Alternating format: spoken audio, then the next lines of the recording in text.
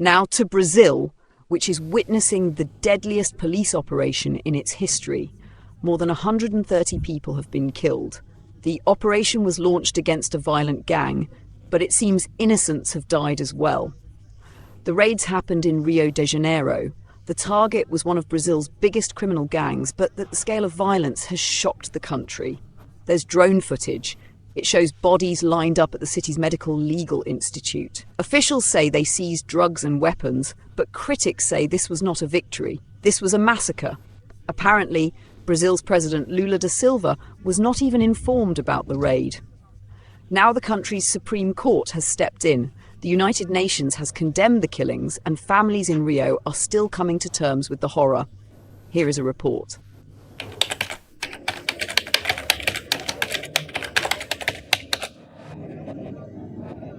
This is the Medical Legal Institute in Rio de Janeiro, and these are the bodies of the victims who were killed.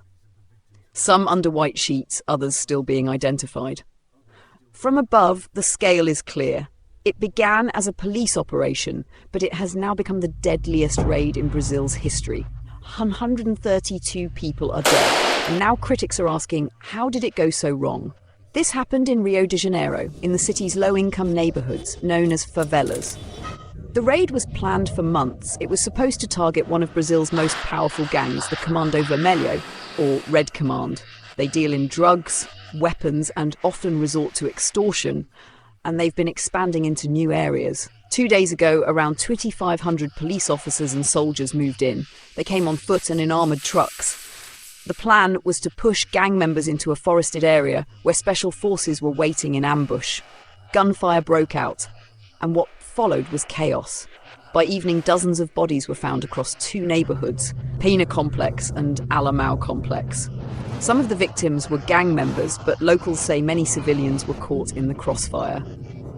Families laid bodies out in the streets. Protesters gathered outside the state government offices, chanting assassins. The governor of Rio called it, and he quote, a historic success. He says 118 weapons and more than a ton of drugs were seized. In yesterday's battle, the police emerged victorious. I repeat, our 4 victims were the 4 police officers killed. The rest were criminals.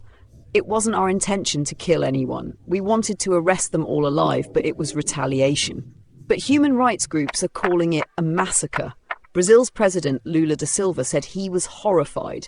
He was not even informed about the operation beforehand. Now the country's Supreme Court has ordered Rio's governor to explain how it happened. President Lula was shocked by the number of deaths in Rio de Janeiro. He was also surprised to some extent that an operation of this scale was launched without the federal government's knowledge or involvement. This gang, Red Command, was born inside Brazil's prisons. Today they control entire neighbourhoods, including parts of the Amazon. But this raid has reopened old wounds.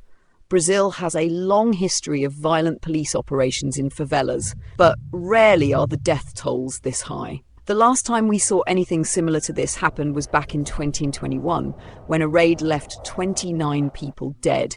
This time it's more than 4 times worse.